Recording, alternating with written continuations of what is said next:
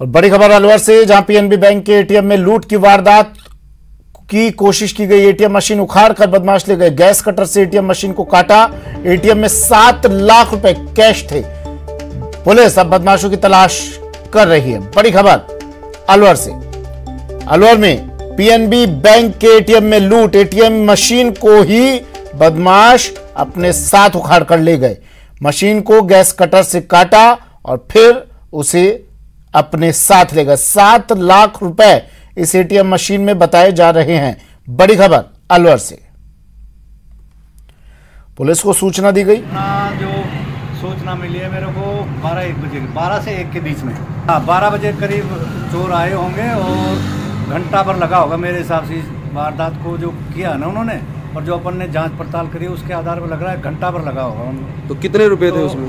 इसमें रुपए 7 लाख थे, 7 लाख के करीब थे मतलब।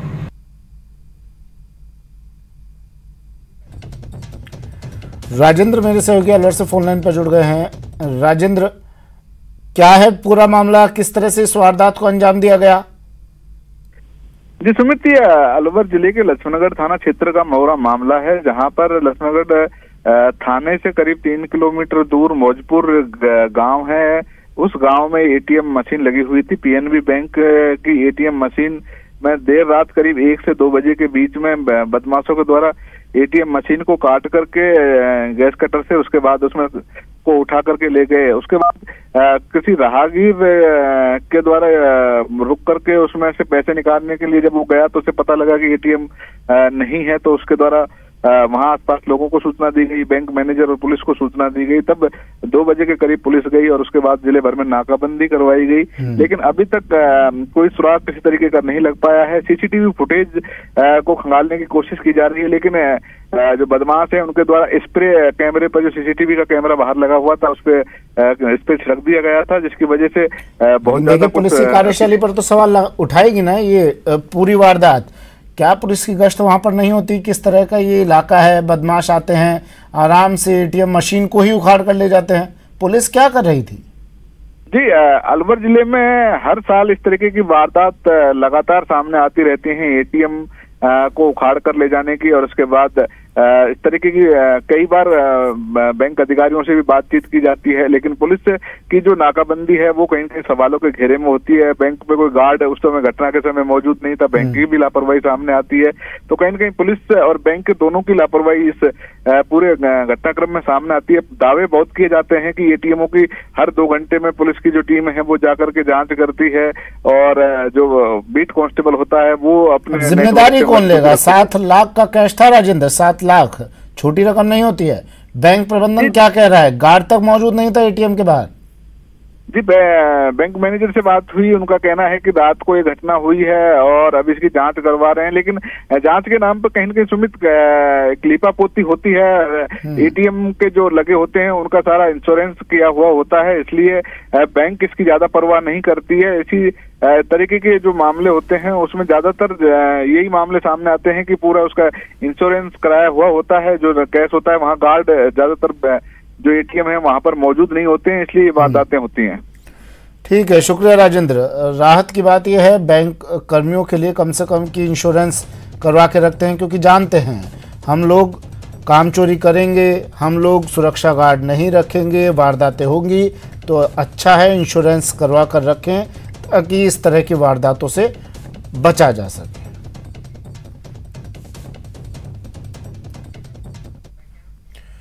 और सीकर से बड़ी खबर है, नीमका थाना में आबकारी विभाग की बड़ी कार्रवाई। अवैध शराब से भरा हुआ ट्रक जब्त किया है। त्रिवेणी के पास से ये कार्रवाई की गई। त्रिवेणी के पास से ये ट्रक जब्त किया गया।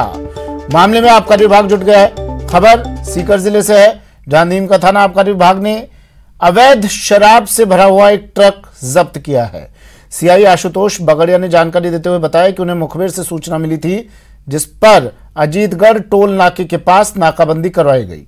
नाकाबंदी के दौरान एक टाटा 407 को रुकाकर उसकी जांच की गई, तो उसमें भूसे की बोरियों के नीचे छुपाकर रखी गई 131 कार्टन अवैध शराब मिली। पकड़ी गई अवैध शराब की कीमत तकरीबन 10 लाख रुपए बताई जा रही है। इस कार्रवाई के दौरान शराब तस्कर मौके से फरार हो गए।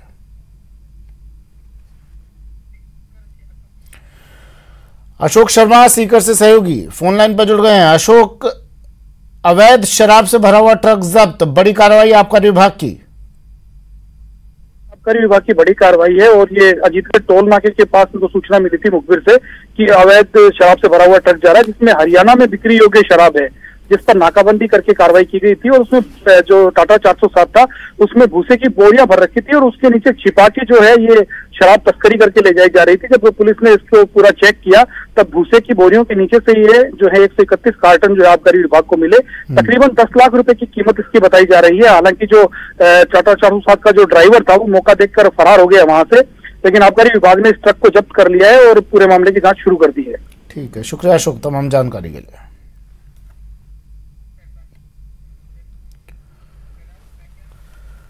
चूरू से बड़ी खबर है, एक्शन में आबकारी विभाग, 3 जगहों से अवैध शराब जब्त किया। आबकारी विभाग ने गांव खुड़ी चारिया में कार्रवाई की, करीब 1.25 लाख की अवैध शराब बरामद की है। यहां से पुलिस की गिरफ्त में 2 आरोपी आ गए हैं। प्रहराधिकारी सुरेंद्र मील ने इसकी जानकारी दी।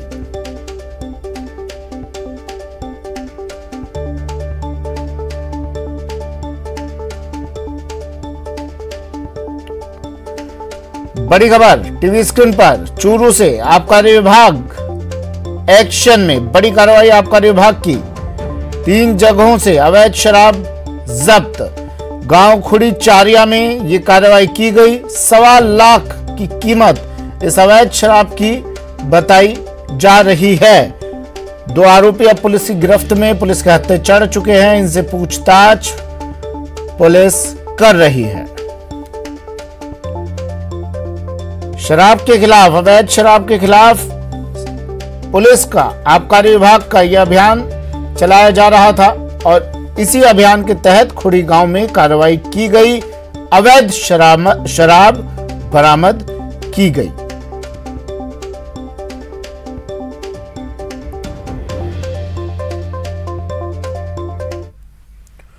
और पाली से बड़ी खबर, एक्सप्रेस ट्रेन में लूट की वारदात को अंजाम दिया गया। सिकंदराबाद हिसार ट्रेन में लूट, एसी कोच में 5 यात्रियों से लूट की वारदात को अंजाम दिया गया।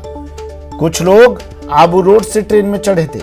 यात्रियों ने अब इस वारदात के बाद मारवाड़ जंक्शन पर जमकर हंगामा किया। ट्रेन रुकवाकर यात्री प्रदर्शन इन्होंने किया।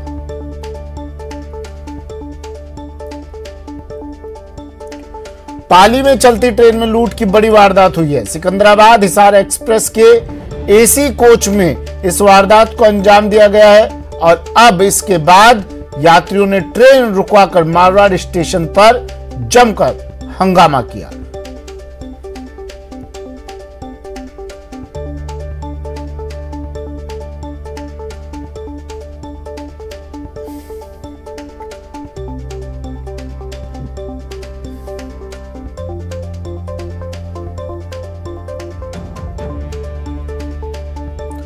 तो तस्वीरें टीवी स्क्रीन पर पाली से जीआरपी की टीम मौके पर पहुंची और फिर इस पूरे मामले की जांच में जुट गई है। एसी कोच में 5 यात्रियों से हुई लूट।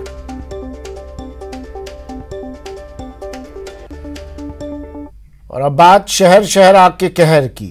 कर्नाटक का शिमोगा जिला कल तेज धमाके से दहल उठा। विस्फोट इतना भीषण था कि कई घरों के शीशे टूट गए, वहीं कई लोगों की जान भी चली गई। वहीं पुणे में कल सीरम फैक्ट्री में आग लग गई थी जिसमें 5 लोगों की मौत हुई थी, जबकि दिल्ली के आईटीओ में एक बिल्डिंग में आग लग गई। हालांकि फायर ब्रिगेड की गाड़ियां मौके पर पहुंची और आग बुझाने की कोशिश की जा रही है।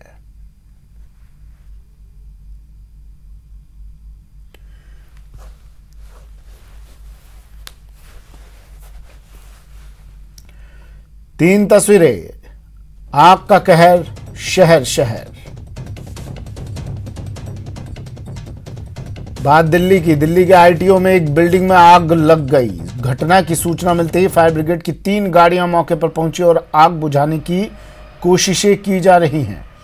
आग लगने के पीछे क्या कारण है इसकी जानकारी नहीं मिली है। बता दें कि आग लगने के कारण बिल्डिंग की छत पर एक सुरक्षा गार्ड फंस गया था, जिसे फायर ब्रिगेड ने काफी देर की मशक्कत के बाद सुरक्षित निकाला।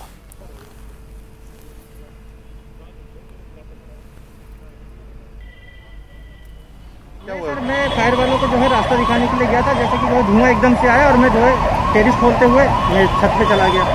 मुझे बचना था तो मेरे को तो साइड में होना ही था, फिर मैं भाग गया उधर जो छत के ऊपर। तो फिर उसके बाद क्या फायर वालों ने आपको बताया क्या हुआ? हाँ, फायर वालों ने हेल्प की है। तो ये आग कैसे लगी थी, क्या हुआ था? थोड़ा ये हमें नहीं पता कैसे लगी है, पर ये जानते हैं कि आग लग गई है, धुआं पूरा उठने लगा है। तो हम जो हमारे जो सहयोगी थे जो साथ में हमारे, उन्होंने जो है बताया है। पर बोलो 8:20 के आसपास आप यहाँ पे कितने बजे? 27। कर्नाटक के शिमोगा में भी धमाका हुआ। विस्फोटकों से भरे ट्रक में धमाका हुआ। 10 लोगों की मौत की आशंका जताई जा रही है। इस धमाके में 6 लोगों को बचा लिया गया है। धमाके के बाद सड़क पर भी दरार पड़ गई। धमाका इतना तेज था, इतना तीव्र था, इतना भयानक था कि सड़क पर दरार पड़ गई। 10 लोगों की मौत की आशंका। विस्फोटकों से भरे हुए एक ट्रक में धमाका। 10 लोगों की मौत की आशंका। 6 लोगों को सुरक्षित निकाल लिया गया है।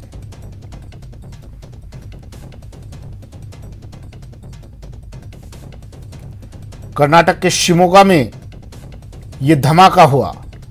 एक ट्रक जिसमें विस्फोटक भरे हुए थे उसमें धमाका हुआ और 10 लोगों की मौत।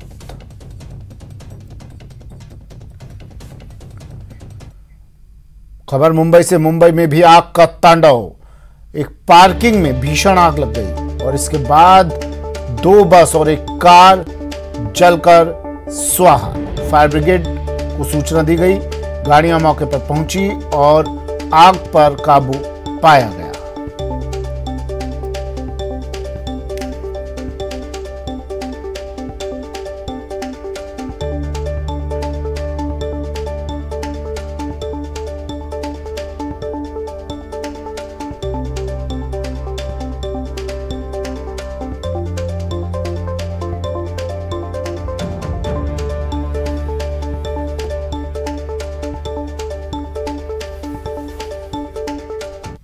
चलिए सीधा लिए चलते हैं अब आपको आसाम की तेजपुर यूनिवर्सिटी के दीक्षांत समारोह में प्रधानमंत्री नरेंद्र मोदी संबोधित कर रहे हैं। संत श्रीमंत शंकरदेव जी की जन्मभूमि नौगांव के बाताद्रव स्थान में सदियों पुरानी लकड़ी पर उकेरी गई कला का उसका प्रिजर्वेशन हो या फिर गुलामी के कालखंड में लिखी गई असम की किताबों और पेपर्स का डिजिटीकरण हो, आप वाकई इतने विविध कामों पर लगे हुए हैं। कोई भी इसको सुनेगा उसको गर्व होगा कि इतना दूर हिंदुस्तान के पूर्वी छोर पर तेजपुर में ये तपस्या हो रही है, साधना हो रही है। आप वाकई कमाल कर रहे हैं। साथियों, मैंने जब इतना कुछ जाना तो मन में ये सवाल भी आया कि स्थानीय विषयों पर, स्थानीय आवश्यकताओं पर इतना काम, इतनी रिसर्च करने की प्रेरणा आपको कहां से मिलती है? इसका जवाब भी तेजपुर यूनिवर्सिटी कैंपस में ही है। अब जैसे आपके हॉस्टल्स चराईदेव, नीलांचल, कंचनजंगा, पटकाई, धानसिरी, सुबनसिरी, कोपिली, ये सभी पर्वतों, चोटियों और नदियों के नाम पर है। और ये सिर्फ नाम नहीं है, ये जीवन की जीती जागती प्रेरणा भी है। जीवन यात्रा में हमें अनेक मुश्किलों, अनेक पर्वतों का सामना करना पड़ता है, कई नदियों को पार करना पड़ता है। एक बार का काम नहीं होता। आप एक पर्वत चढ़ते हैं तो फिर दूसरे की तरफ बढ़ते हैं। हर पर्वतारोहण के साथ आपकी जानकारी भी बढ़ती है, आपका एक्सपर्टाइज भी बढ़ती है और नई चुनौतियों को लेकर आपका पर्सपेक्टिव तैयार हो जाता है। इसी तरह नदियां भी हमें बहुत कुछ सिखाती है। नदियां कई सहायक धाराओं से मिलकर बनती हैं और फिर समंदर में मिल जाती है। हमें भी जीवन में अलग अलग लोगों से ज्ञान लेना चाहिए, सीखना चाहिए और उस सीख के साथ आगे बढ़ते हुए अपने लक्ष्य को प्राप्त करना चाहिए। साथियों, जब आप इसी अप्रोच के साथ आगे बढ़ेंगे तो असम, नॉर्थ ईस्ट देश के विकास में अपना योगदान दे पाएगा। आपने देखा होगा कोरोना के इस काल में आत्मनिर्भर भारत अभियान हमारी वोकैबुलरी का अहम हिस्सा हो चुका है। हमारे सपनों के अंदर वो घुल मिल गया है। हमारा पुरुषार्थ, हमारे संकल्प, हमारी सिद्धि, हमारे प्रयास, सब कुछ उसके इर्द गिर्द हम अनुभव कर रहे हैं। लेकिन आखिर ये अभियान है क्या? आखिर बदलाव क्या हुआ रहा है? क्या ये बदलाव सिर्फ रिसोर्सेज में है? क्या ये बदलाव सिर्फ फिजिकल इंफ्रास्ट्रक्चर में है? क्या ये बदलाव सिर्फ टेक्नोलॉजी में है? क्या बदलाव सिर्फ बढ़ती इकोनॉमिक और स्ट्रेटेजिक माइट का है? ऐसे हर सवाल का जवाब हाँ में है। लेकिन इनमें से भी जो सबसे बड़ा परिवर्तन है वो है इंस्टिंक्ट का, एक्शन और रिएक्शन के नजरिए का है। हर चुनौती, हर समस्या से निपटने का हमारे युवा देश का अंदाज, देश का मिजाज अब कुछ हटकर है। इसका एक ताजा उदाहरण तो अभी हमें क्रिकेट की दुनिया में देखा है। आप लोगों में से बहुतों ने भारतीय क्रिकेट टीम के ऑस्ट्रेलिया टूर को फॉलो किया होगा। इस टूर में क्या क्या चुनौतियां हमारी टीम के सामने नहीं आई। हमारी इतनी बुरी हार हुई, लेकिन उतनी ही तेजी से हम उभरे भी और अगले मैच में जीत हासिल की। चोट लगने के बावजूद हमारे खिलाड़ी मैच बचाने के लिए मैदान पर डटे रहे। चैलेंजिंग कंडीशंस, इसमें निराश होने के बजाय हमारे युवा खिलाड़ियों ने चैलेंज का सामना किया, नए समाधान तलाशे। कुछ खिलाड़ियों में अनुभव जरूर कम था, लेकिन हौसला उतना ही बुलंद दिखा। उनको जैसे ही मौका मिला, उन्होंने इतिहास बना दिया। एक बेहतर टीम को अपने टैलेंट और अपने टेम्परामेंट में वो ताकत थी जिससे उन्होंने इतने अनुभवी टीम को, इतने पुराने खिलाड़ियों की टीम को पराजित कर दिया। युवा साथियों, क्रिकेट के मैदान पर हमारे खिलाड़ियों की ये परफॉर्मेंस सिर्फ स्पोर्ट्स के लिहाज से इंपॉर्टेंट नहीं है, एक बहुत बड़ा लाइफ लेसन भी है। पहला लेसन ये कि हमने अपनी एबिलिटी पर विश्वास होना चाहिए, कॉन्फिडेंस होना चाहिए।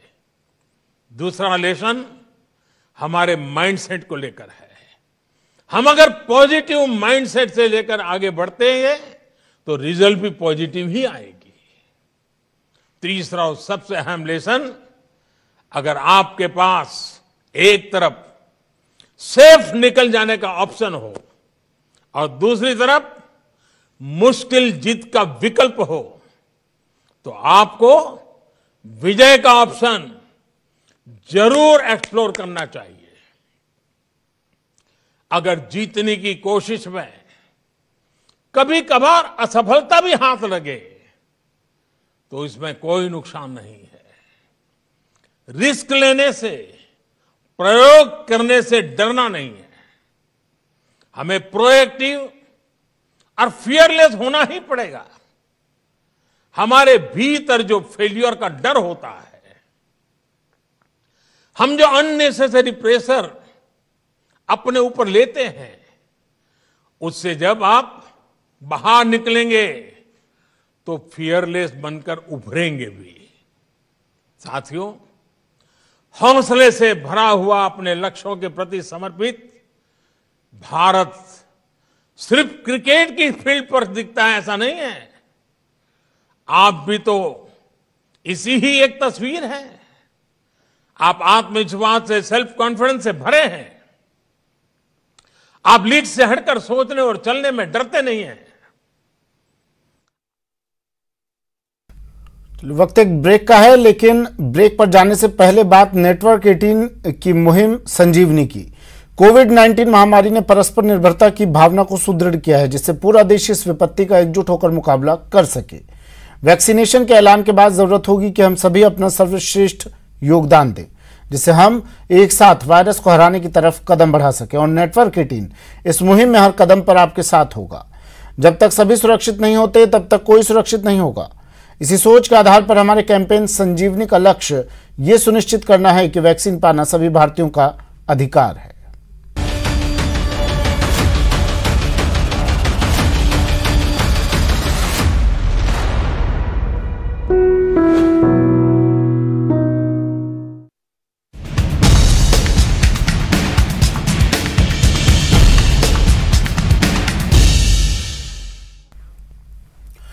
ब्रेक के बाद स्वागत है आपका। और बात बड़ी खबर की। किसानों और सरकार के बीच बैठक, आज 11वें दौर की बातचीत। दोपहर 2 बजे ये बैठक होगी विज्ञान भवन में। बातचीत होगी किसानों और सरकार के बीच। किसान आंदोलन का 58वां दिन और किसान ट्रैक्टर मार्च पर अड़े हुए हैं 26 जनवरी को। लेकिन उससे पहले ये एक अहम बातचीत, 11वें दौर की खास बातचीत सरकार और किसानों के बीच। कोशिश सरकार की है कि ट्रैक्टर मार्च ना निकालें किसान, लेकिन किसान अड़े हुए हैं। 58वां दिन है किसान आंदोलन का और 26 तारीख से पहले ये एक और कोशिश सरकार की किसानों को मनाने के लिए। जितना चिर सरकार इन तीनों कानूनों को रद्द नहीं करेगी, हम बॉर्डरों से पीछे नहीं हटेंगे। सरकारी एमएसपी, सरकारी मान्यता भी गारंटी उसको देनी चाहिए और तीनों कानूनों को रद्द करना चाहिए। कि सरकार का हमने प्रस्ताव तो ठुकरा दिया, मगर हम जिस दलील दी है सरकार को कि इसको रद्द करो और एमएसपी पे चर्चा करो, आज एमएसपी पे चर्चा होगी और कानून रद्द करने की प्रक्रिया भी हो सकता शुरू करे सरकार। अगर ये कानून नहीं हटते हैं तो हमारी मंडी चलेगी, कारपोरेट घराने खेती पे ऊपर काबज हो जाएंगे। तो हमारे लिए ये भविष्य की लड़ाई है और हम इसको लड़ेंगे, ये अपनी बात को उठाएंगे। देखो उम्मीद तो पूरी है, हमें उम्मीद से ही जा रहे हैं, मतलब इसीलिए दर बार डेट पे डेट आ रही है तो हम अपना अटेंड कर रहे हैं। तो उम्मीद से ही जा रहे हैं कि शायद हमारा मतलब जो 3 बिल रद्द होंगे और एमएसपी पे बात होगी। जो सरकार का ये सोचना गलत था कि शायद प्रलॉन्ग करके फिजल आउट हो जाएगा, लोग पीछे मुड़ जाएंगे, उनका जो जोश है वो मट्ठा हो जाएगा, ऐसा बिल्कुल नहीं हो रहा। ये मैसेज सरकार को बिल्कुल क्लियर है। 26 तारीख आ रही है, 26 तारीख को बहुत बड़ी तैयारी है। कम से कम 1 लाख ट्रैक्टर है जो दिल्ली के 100 बॉर्डर पर पहुंच रहा है, इससे भी ज्यादा हो सकता है। कांग्रेस कार्य समिति की बैठक शुरू हो चुकी है। सीडब्ल्यूसी की आज वर्चुअल बैठक हो रही है। 10:30 पर बैठक का समय था। बैठक अब शुरू हो चुकी है। कांग्रेस अध्यक्ष के चुनाव पर चर्चा इस बैठक में संभव है। किसान आंदोलन पर भी चर्चा संभव है। बजट सत्र, चीनी घुसपैठ पर भी बातचीत होगी। सीएम गहलोत भी वीसी से जुड़े।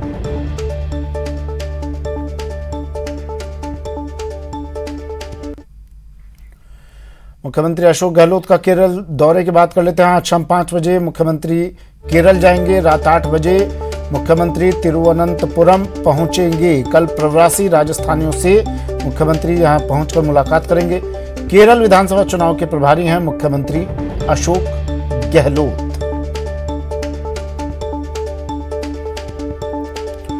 आज शाम को मुख्यमंत्री अशोक गहलोत 8 बजे तिरुवनंतपुरम पहुंचेंगे। आज केरल दौरा मुख्यमंत्री का, 5 बजे केरल जाएंगे मुख्यमंत्री अशोक गहलोत। कल प्रवासी राजस्थानियों से मुलाकात करेंगे। सीएम का केरल दौरा, केरल विधानसभा चुनाव के प्रभारी हैं मुख्यमंत्री अशोक गहलोत।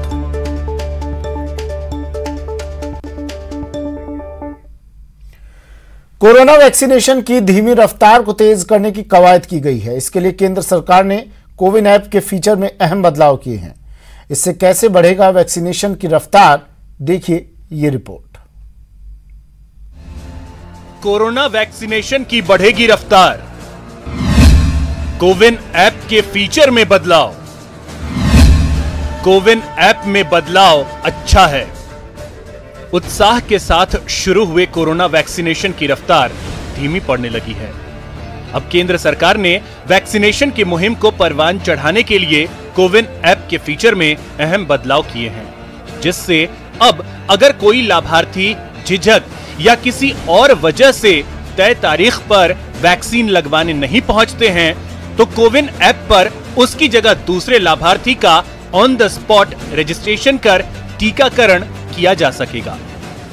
कोविन ऐप के माध्यम से जिन व्यक्तियों को हम बुलाते हैं, अगर वो उस सेशन साइट पर नहीं आते हैं तो उस साइट पे जो अन्य व्यक्ति का रजिस्ट्रेशन है, यानी कि वो पहले से रजिस्टर्ड कर रखे हैं लेकिन हमने उस दिन उनको नहीं बुलाया है, तो उनको हम अलॉटेड बेनिफिशियरी में ऐड करके उनको हम टीके लगा सकते हैं। टारगेट हमारा निश्चित था एक जगह पर, तो हम उनको अब ऐड करके उनको टीका लगवा पाएंगे और जो व्यक्ति नहीं आए उनको हम फिर बाद में टीकाकरण करेंगे उनका। तो ये एक अच्छी फैसिलिटी डेवलप की है और मैं सोचता हूँ कि इससे हमारा परसेंटेज जो है अचीवमेंट का वो काफ़ी अच्छा होगा। प्रदेश में वैक्सीनेशन की रफ्तार में कमी आने की कई वजह सामने आई है। ये हमारा फर्स्ट डे से और जो थर्ड डे का हमने जो ट्रेंड देखा है वो ट्रेंड हमारा परसेंटेज ज़रूर कम हुआ है। उसका कारण ये था कि हेल्थ केयर वर्कर थे और जो अभी हमारा टीकाकरण हो रहा है वो बड़े बड़े हॉस्पिटल्स में हो रहा है। वहाँ पर जो स्टाफ होता है उनकी राउंड द क्लॉक ड्यूटी रहती है, तो कई बार ये होता है कि अपनी ड्यूटी की वजह से वो जैसे नाइट ड्यूटी करके जा रहे हैं तो दिन में नहीं आ पाते, या कुछ व्यक्ति इस तरह के बोलते हैं कि इंतज़ार करते हैं कि पहले दूसरा टीका लगवाएं उसके बाद हम टीके लगवाएंगे, कुछ दिन इंतज़ार करेंगे। तो इस तरह से थोड़ा हमारा टीकाकरण कम चल रहा था। दूसरा यह था कि कोविन ऐप के माध्यम से जिनको हम सूचित कर रहे थे वो लोग नहीं आ पा रहे थे।